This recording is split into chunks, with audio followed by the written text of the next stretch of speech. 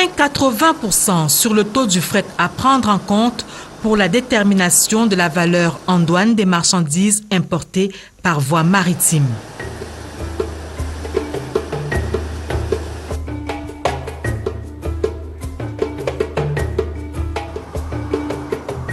Par cette décision, le gouvernement, à travers le ministre des Finances, apporte une fois de plus la preuve par neuf qu'il a la pleine mesure des impacts du Covid-19 sur les entreprises. En effet, comme lors des premiers mois de la crise sanitaire qui sévit toujours, cette seconde année, marquée par une reprise économique, s'accompagne de tensions inflationnistes sur le marché international, notamment dans le secteur du fret. On note une inflation généralisée, je dis bien généralisée dans le monde. Le fret maritime a augmenté, les conteneurs, il n'y en a pas suffisamment et beaucoup de nos produits, j'ai discuté encore dernièrement avec madame le PCA de la SNI, on parlait des cimenteries.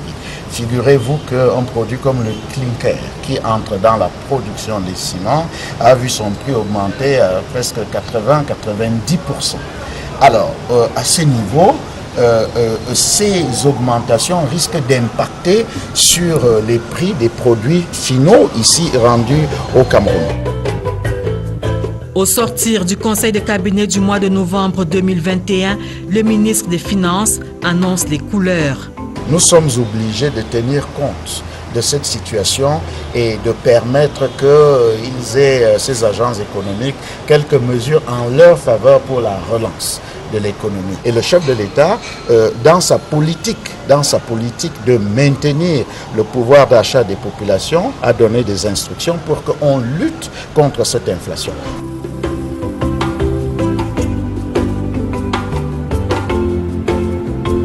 Aussitôt dit, aussitôt fait.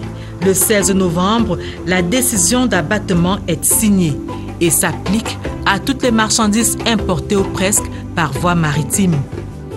Cette importante décision du ministre des Finances, elle intervient pour essayer de neutraliser cette augmentation du coût sur d'abord le coût du dédouanement des marchandises, mais surtout sur le coût final de vente des marchandises aux populations.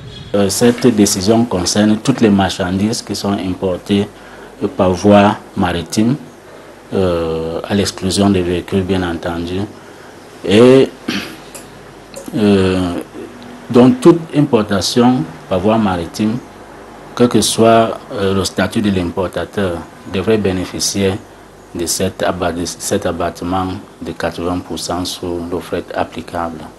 Toutes les marchandises sont concernées, pour autant qu'elles fassent l'objet d'une validation d'une déclaration en douane postérieurement au 16 novembre. Mais toutes les marchandises sont concernées. Alors il faut peut-être en profiter pour dire, parce qu'il y a eu beaucoup de concertations, ces concertations tendaient à privilégier un certain nombre de filières.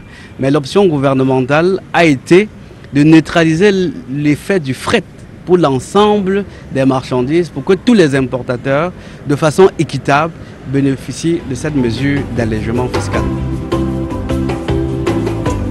En effet, des trois valeurs imposables en douane que sont le fret, l'assurance et le coût de la marchandise, le ministre des Finances a agi sur le maillon essentiel qui donne des insomnies aux importateurs depuis le début de cette année 2021, à savoir le fret. Et quoi qu'on dise, c'est bel et bien un bol d'air pour les importateurs. Cette mesure est vraiment sanitaire pour tout le Cameroun et pour les Camerounais. Le transport est parti de 3 000 $ à 6 000 $ et même plus. Quand on répercute ça sur la ménagère, c'est la catastrophe. Ça, c'est un autre chantage quelque part.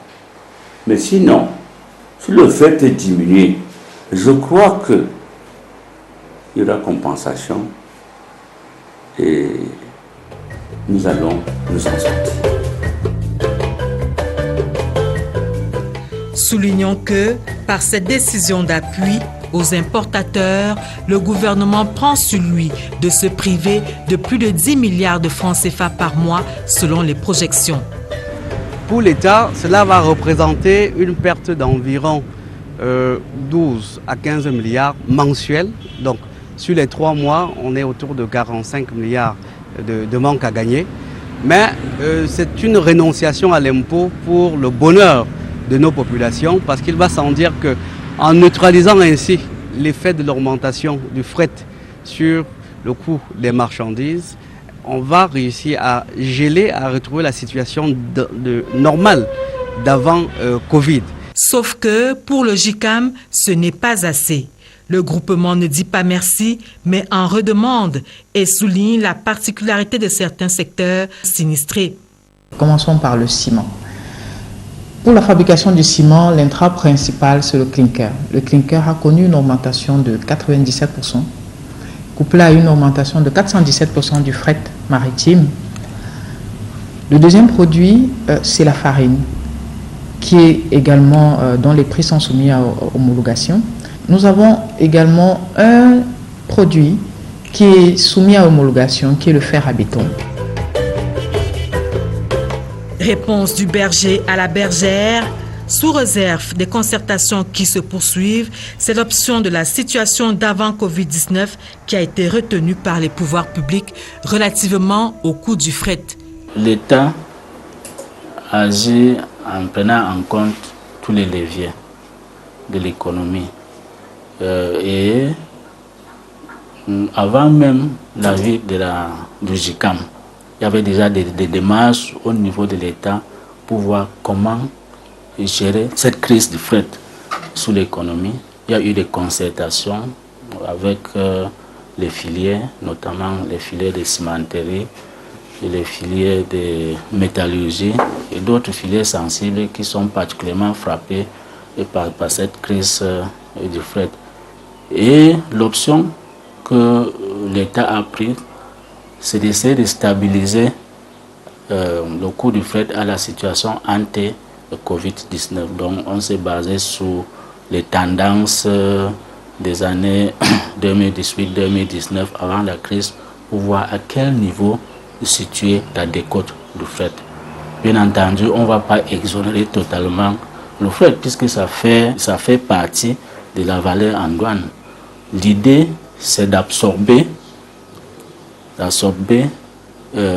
hausse exceptionnelle sur le fret, pas d'anéantir complètement cet élément fret dans la valeur en douane. Mais en plus, le Cameroun est tenu de faire avec l'ensemble communautaire en respectant l'équité fiscale. Si la hausse du fret est estimée à 80%, pourquoi est-ce qu'on doit exonérer le fret à 100%? Il faut aussi tenir compte de l'équité fiscale et agir en connaissance de cause, parce qu'il y a aussi la réglementation fiscale à respecter. Et non seulement au Cameroun, mais au niveau de la sous-région, parce qu'on est dans une communauté économique, une union douanière, où les actions au niveau du Cameroun peuvent avoir des répercussions dans les autres États. Donc si on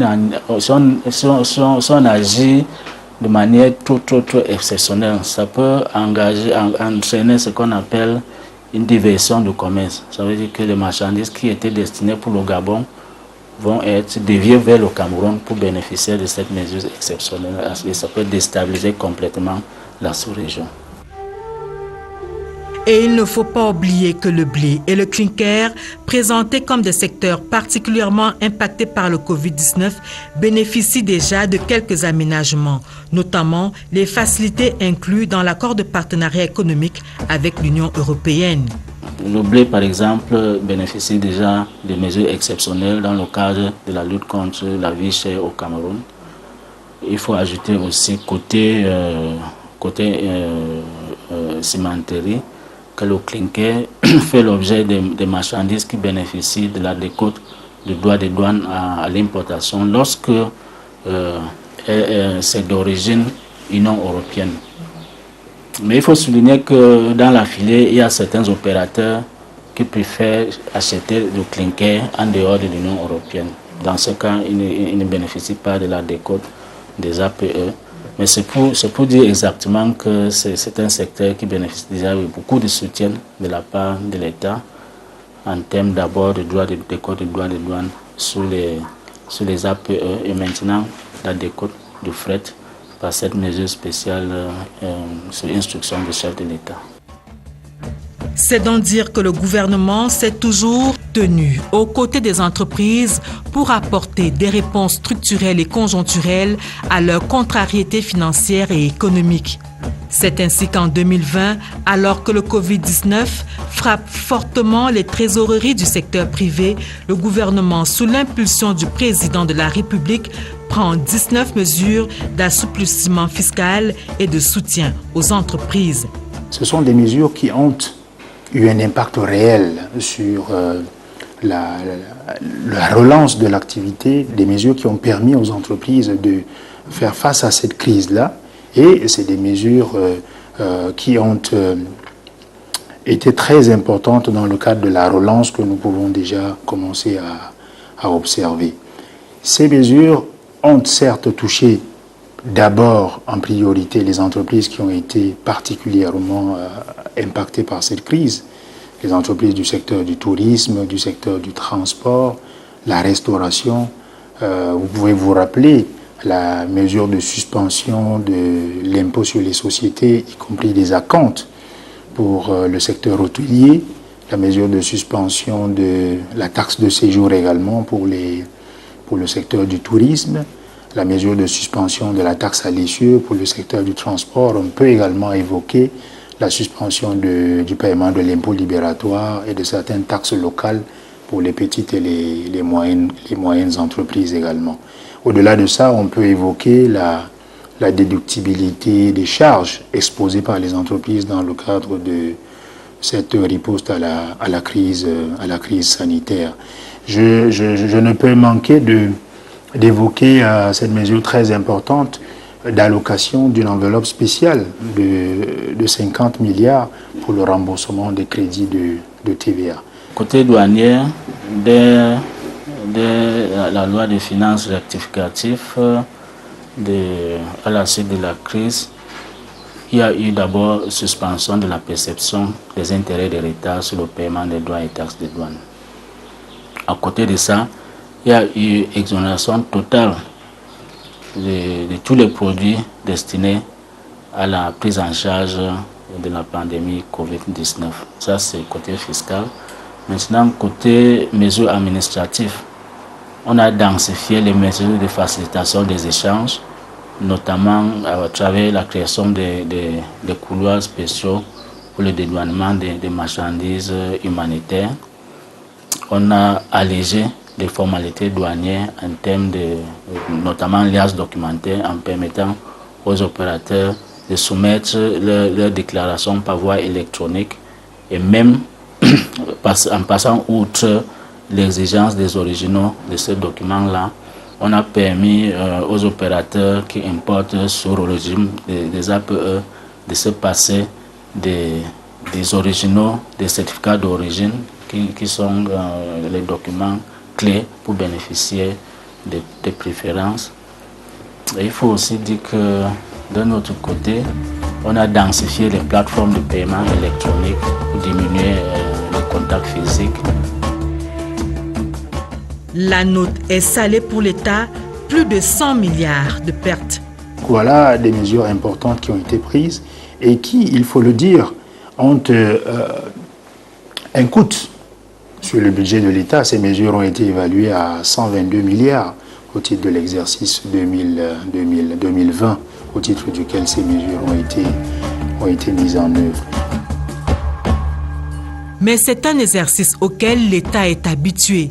Les dépenses fiscales lui coûtent bien plus chaque année pour accompagner les entreprises et protéger le pouvoir d'achat des Camerounais. Cette dépense fiscale-là, elle est estimée chaque année à environ 500 milliards.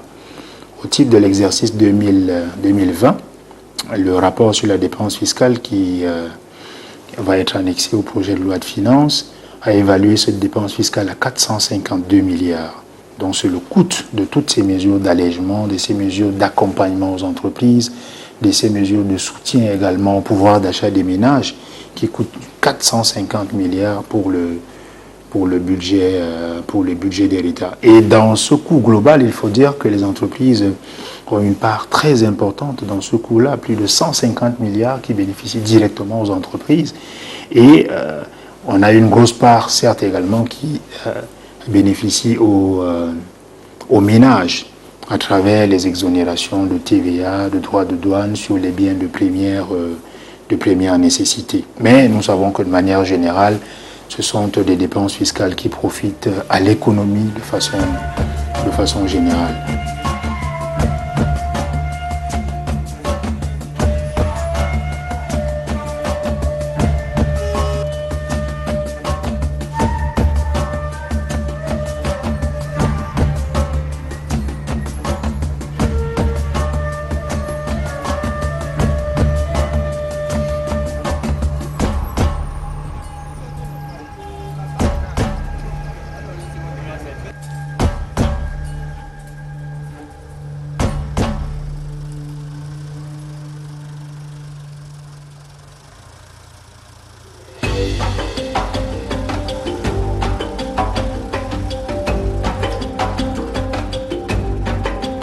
On peut également évoquer le régime de promotion des zones économiquement sinistrées qui est mis en place pour accompagner la relance de l'activité économique dans ces régions-là qui sont affectées par des crises. C'est la région de l'extrême nord, les régions du nord-ouest, du sud-ouest, où aujourd'hui, une entreprise qui veut y investir va bénéficier d'une défiscalisation totale des impôts et taxes sur une période de pratiquement 10 ans, sur 3 ans en phase d'installation et 7 ans en phase d'exploitation.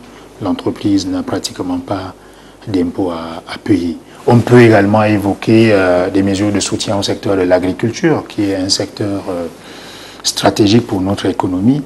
Aujourd'hui, les matériels agricoles, les intrants, les pesticides et autres sont totalement défiscalisés, aussi bien de la TVA, des droits de douane également. L'accès à la terre qui est également une préoccupation aujourd'hui. Si vous achetez un terrain agricole, vous bénéficiez d'une dispense totale de paiement des droits d'enregistrement et même de taxes foncières également.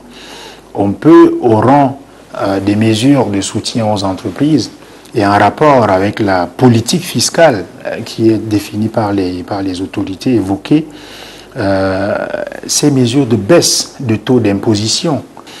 Je prendrai l'exemple de l'impôt sur les sociétés, dont le taux, il y a quelques années, se situait à 38%. Aujourd'hui, on est à 28% de taux d'impôt sur les sociétés pour les moyennes entreprises et à 30% pour les grandes entreprises. On a également enregistré une baisse substantielle de 5 points du taux d'imposition des transactions foncières. Aujourd'hui, la plus-value sur les transactions immobilières, les droits d'enregistrement sur les transactions immobilières sont imposés à des taux réduits de 5 points. C'est que pour le gouvernement, l'impôt ne sert pas seulement à financer le budget de l'État, mais c'est aussi un instrument de promotion économique. Le régime d'incitation à l'investissement de 2013 est là pour l'attester. Le régime d'incitation de la loi du 18 avril 2013, qui est le cadre de référence aujourd'hui en matière d'incitation à l'investissement et qui permet aux entreprises qui veulent investir de bénéficier d'importants allègements fiscaux, aussi bien en phase d'installation qu'en phase d'exploitation. Et c'est des mesures qui profitent aussi bien aux entreprises qui viennent s'installer nouvellement sur notre territoire qu'aux entreprises anciennes qui sont déjà installées mais qui veulent se développer, qui veulent étendre leurs activités. L'État fait donc sa part, mais les entreprises qui profitent des facilités fiscales mises en place les répercutent-elles aux ménages? Chaque fois que l'État fait les efforts, ces efforts sont dilués par les Camerounais eux-mêmes. On donne une impression que l'État camerounais ne fait rien pour ses fils. Quand il y a une mesure gouvernementale, ça devient une mesure individuelle et se mettent à profiter pour leur vendre. Il y a certains produits qui ne sont pas dédouanés au Cameroun. Mais ça coûte toujours cher. Pourquoi? Parce que cet avantage, ce monsieur profite ça rien que dans son ventre. Il donne une impression que ça coûte cher, alors que l'État donne toujours des avantages. Nous avons les meilleurs textes mais les gens ne veulent pas les appliquer pour leurs propres intérêts.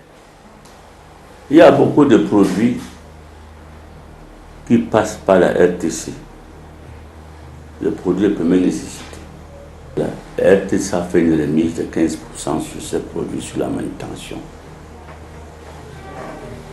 Mais on ne ressent pas les efforts de la RTC sur le marché. C'est comme la RTC n'a rien fait. Les conteneurs à la RTC ont eu une remise. On ne sent pas ça, pourquoi? Cet importateur met ça dans son ventre. Et c'est là le hic. Mais les pouvoirs publics ont pris le pari de se tenir aux côtés des entreprises et des ménages, dussent-ils continuer à consentir d'énormes sacrifices.